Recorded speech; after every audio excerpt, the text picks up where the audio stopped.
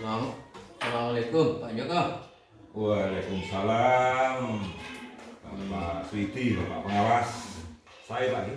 Saya. Kenapa? Lancar. Alhamdulillah. Jalan. Lewat dari Baratu Jalan Baru berkat kerjasamanya dengan masyarakat. Alhamdulillah di UPT Kampak 4 punya jalan mobil bisa masuk. Gitu. Alhamdulillah. Selamat pagi Pak. Bagaimana panjenengan hari ini Pak Joko? Alhamdulillah pagi hari ini saya sehat, segar, bugar dan tetap semangat untuk melaksanakan tugas kedinasan di sekolah ini. Berarti. Alhamdulillah saya mendengar dari Bapak, melihat raut muka Bapak,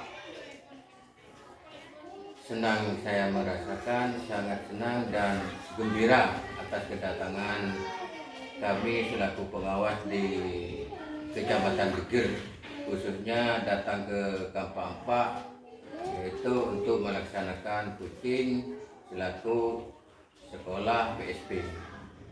Oh iya Pak Joko,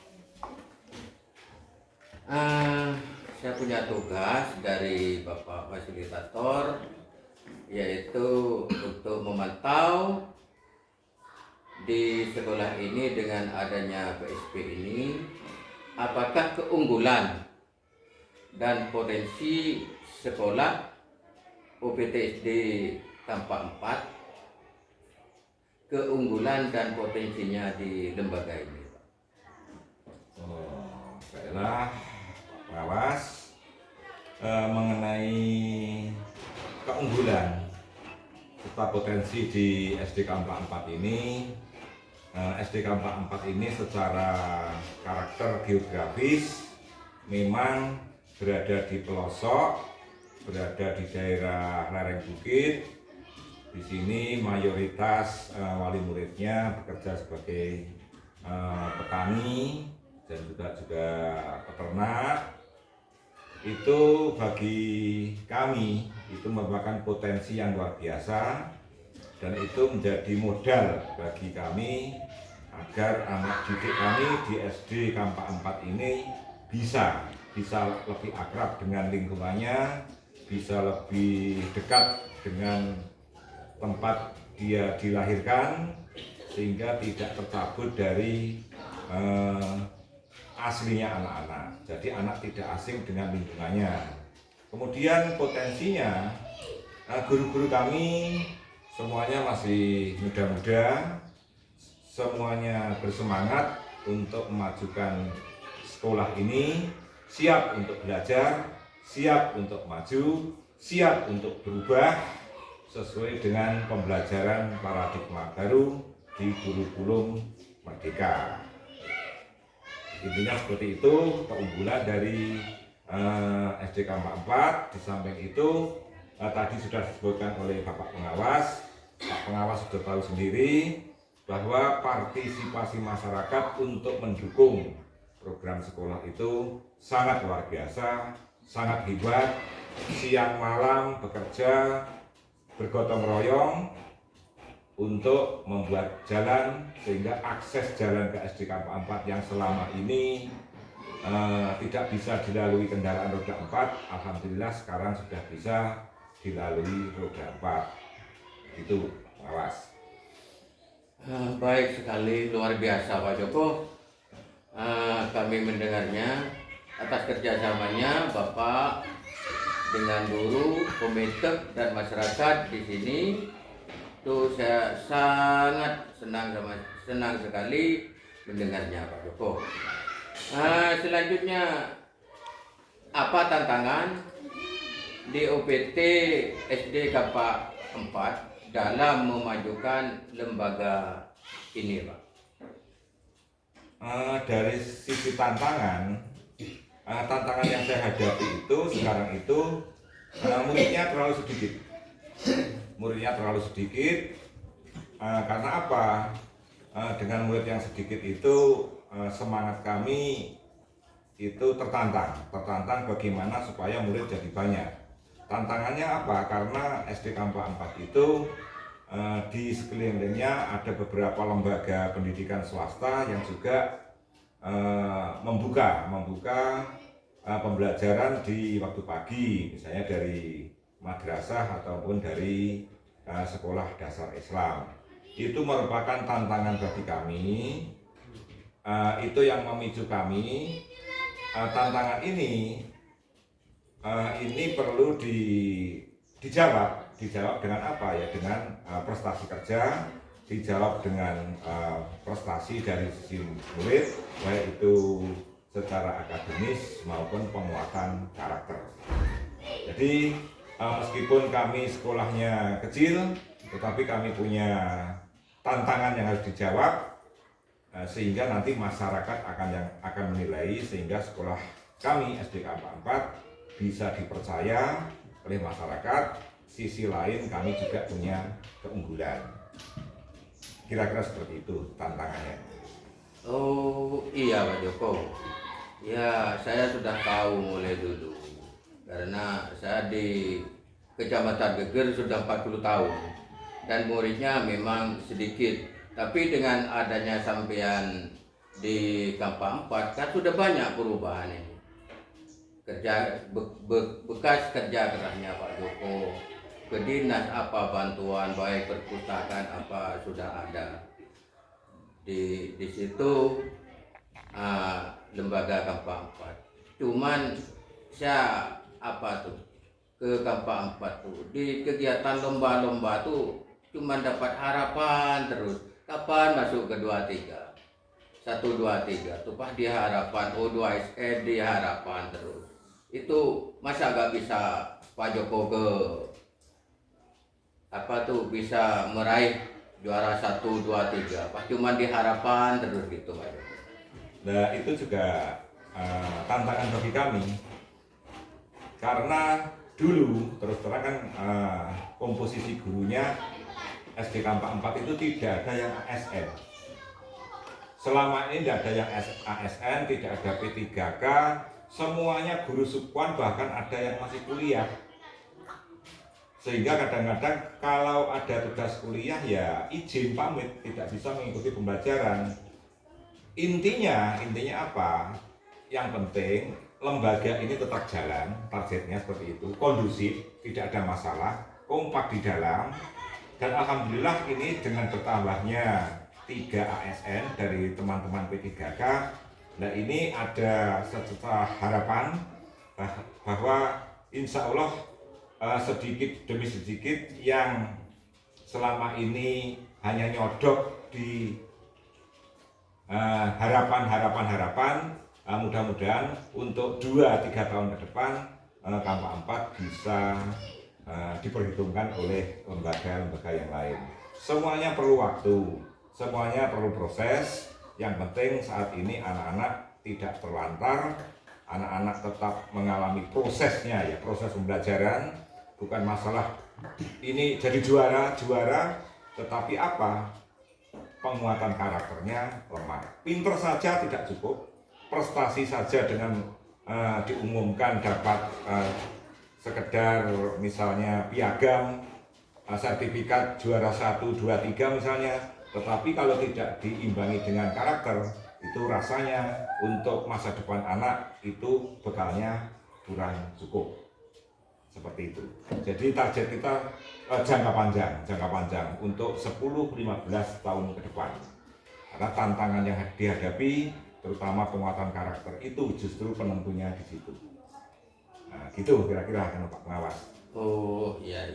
Mudah-mudahan 1 tahun, 2 tahun, 3 tahun ke belakang Kampa 4 nih bisa maju lagi, khususnya di bidang pembelajaran dan atletiknya itu. Kalau atletiknya sudah maju, murid tambah banyak nanti itu. Nah sekarang sudah hampirlah imbang dari SD-SD yang lain. Kampa 4 ini sampean tuh punya impian bagaimana sekarang tuh di Kampa 4 tuh impiannya? Apa ingin maju terus? Apa maju mundur gitu? impian dan harapan. Setiap kepala sekolah punya impian dan harapan. Harus ada perubahan ke arah yang lebih baik. Sekecil apapun perubahan ya harus kita hargai. Sekecil apapun perubahan ke arah kebaikan harus kita syukuri. Harapannya nanti meskipun SDK 44 itu berada di pelosok, tetapi SDK 44 menjadi sekolah rujukan, terutama dari SDM gurunya, karena SDK 44 itu sekolah penggerak, mindsetnya sudah berubah, untuk maju sudah mindsetnya, pola pikirnya sudah siap, sehingga ketika nanti duduk bersama dengan seluruh lembaga pendidikan di Kecamatan Ngeger atau Kabupaten Bangkalan, ketika diajak ngomong lah terkait dengan kurikulum merdeka, terkait dengan perencanaan berbasis data, terkait dengan pendidikan inklusi, guru-guru kami itu nanti bisa menjadi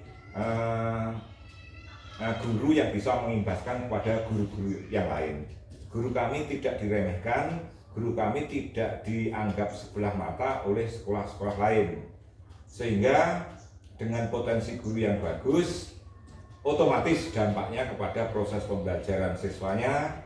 Kalau proses pembelajaran bagus, jelas muara akhirnya prestasinya bagus, harapannya masyarakat akan lebih percaya kepada SD Kampak 4 dan akan menyekolahkan putra putrinya nanti ke SD Kampak 4. Jadi nanti SD Kampak 4 impian saya ke depan unggul dalam prestasi, juga unggul di dalam karakter, ya karakter terutama iman dan takwa pada Tuhan, juga sopan santunnya. Itu kira-kira yang menjadi impian saya. Itu Pak Pengawas. Ya, terima kasih Pak. Sampai jangan kecil hati, walaupun sekolahnya itu diapit dengan lembaga-lembaga yang lain dan di bawah bambu berduri, jangan kecil hati sampai. Harus semangat. Kepala sekolah, guru harus semangat. Biasanya di pelosok seperti di sini, wali muridnya tuh banyak yang merantau Pak, ke Malaysia, baik ke Arab. Jadi muridnya nakal-nakal.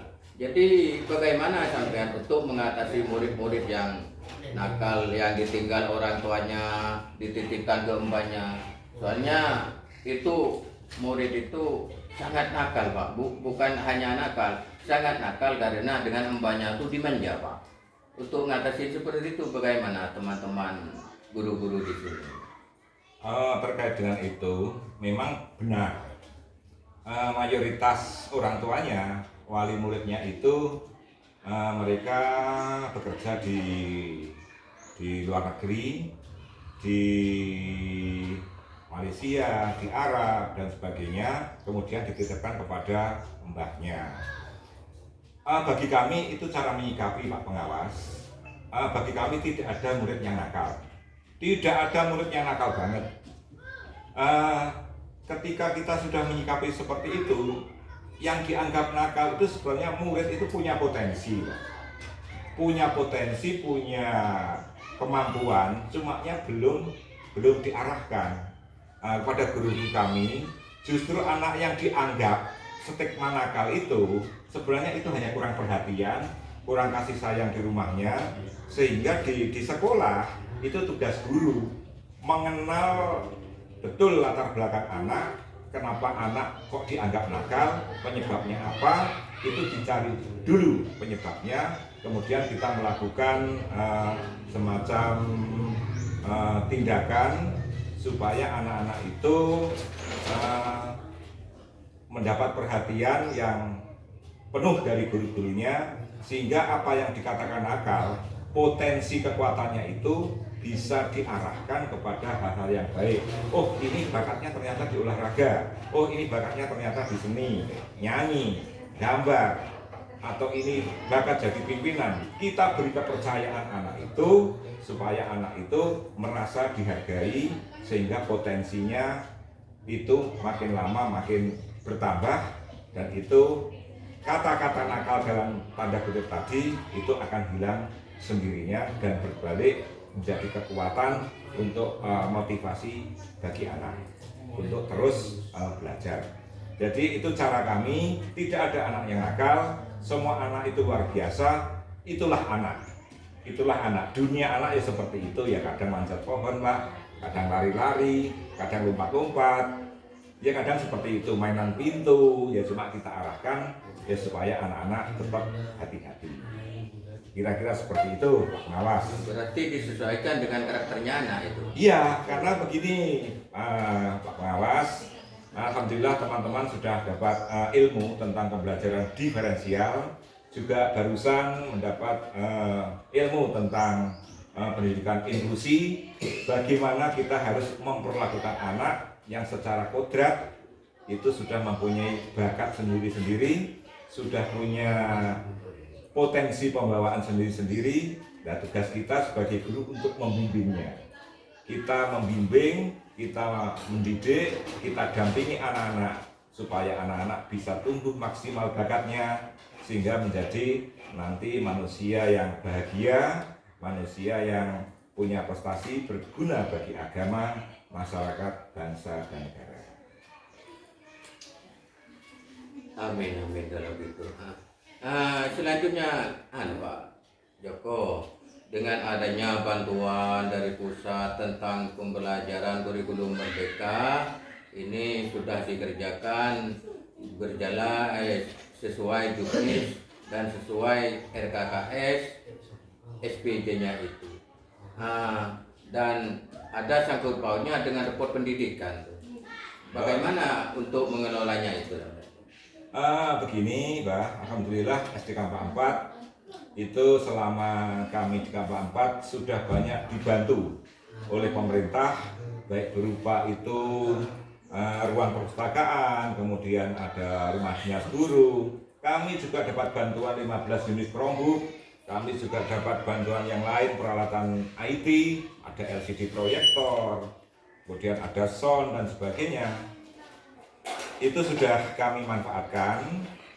Pertanggungjawaban kami tentu saja begini, sesuai dengan aturan.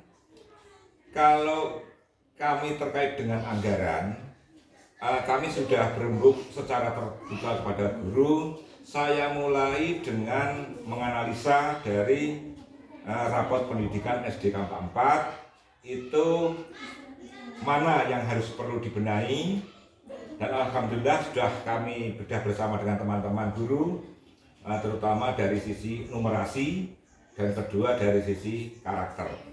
Kemudian dari situ ada rekomendasi prioritas, terutama yang harus kami garap dulu karena ini sifatnya gawat darurat, sifatnya urgent dan mendesak, terutama dari numerasi dan literasi. Di situ masih merah. Sudah kami analisa apa artinya merah itu, akar masalahnya apa. Saya identifikasi, kemudian kami melakukan refleksi dan juga inspirasi benahi, sehingga teman-teman guru kami ajak, saya arahkan untuk belajar dari PMM terkait dengan numerasi, terutama aljabar dan rentetannya di situ. Dari situ harapannya nanti kompetensi guru akan meningkat. Dan andaikan itu nanti dalam proses ini yang sudah direkomkan dari AKAS ini perlu biaya, kami akan menganggarkan di dalam RKS. Namun sebelumnya saya buat rencana kerja tahunan apa yang harus saya lakukan selama 1 tahun, baik itu yang perlu biaya atau tidak.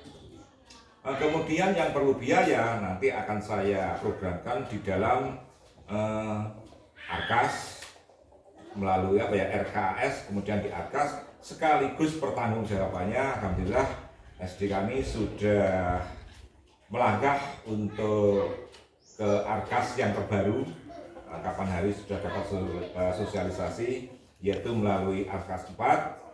Dan di situ kalau kita lakukan dengan baik sesuai dengan ketentuan, maka pelaporan secara online maupun secara peng-SPJ-an nanti akan bisa tepat waktu. Jadi seperti itu alur kebijakan penggunaan anggaran, dan ini merupakan bantuan dari pemerintah sekecil apapun harus bisa dipertanggungjawabkan secara tepat, penggunaannya pun juga tepat sasaran. Saya kira itu terkait dengan bantuan apapun. Ya, terima kasih saya mendengarnya Pak Joko. Yang terakhir yaitu apa kekuatan dari dalam tentang PBD? Kekuatan dari dalam tentang PBD itu kan perencanaan berbasis data. Ujung-ujungnya adalah nanti ke rapat pendidikan. Kekuatan kami tentang PBD ini, kami punya SDM karena PBD ini dimulai dari pelaksanaan ANBK. Alhamdulillah SD Kampung 4 punya kekuatan sumber daya, guru kami Pak Supar, juga Pak Roger, dan juga dibantu-bantu oleh guru-guru yang lain, sehingga mulai persiapan ANBK baik itu simulasi, pelaksanaan, perangkatnya dan sebagainya, itu kekuatannya bisa koordinasi dengan sesama operator sekolah yang alhamdulillah selalu didampingi oleh Mas Surya yang punya pengalaman, punya jam terbang cukup tinggi, sering ke Pusdatin, sehingga informasi tidak pernah telat. Dan untuk SD Kampung 4 tahun ini sudah melaksanakan ANBK online, bukan semi online lagi. Meskipun kami pelosok desa secara SDM, kami punya operator Pak Supar yang sangat handal, sehingga untuk ukuran SD Kampung 4 sudah bisa melaksanakan secara online. Dan dari ANBK ini kan ada asesmen, baik itu di situ ada karakter, di situ ada numerasi, literasi, dan sulinjar yang dilakukan oleh para guru, itu bisa terlaksana dengan baik, dengan lancar dan tepat waktu, tidak ada kendala. Itu adalah kekuatan kami di dalam mengawal perencanaan berbasis data yang insya Allah benar-benar akurat, mengukur apa yang harus diukur, tidak melakukan rekayasa, apa adanya, sehingga rapot pendidikan nanti di tahun 2024 yang merupakan hasil dari ANBK sekarang itu bisa menggambarkan profil SD Kampung 4 yang sesungguhnya.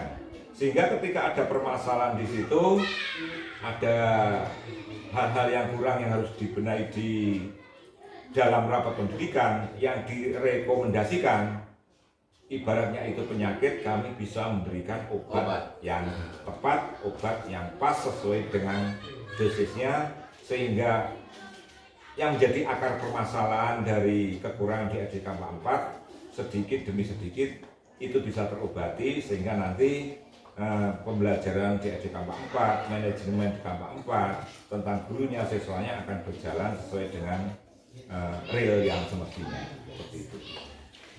Ya, terima kasih Pak Joko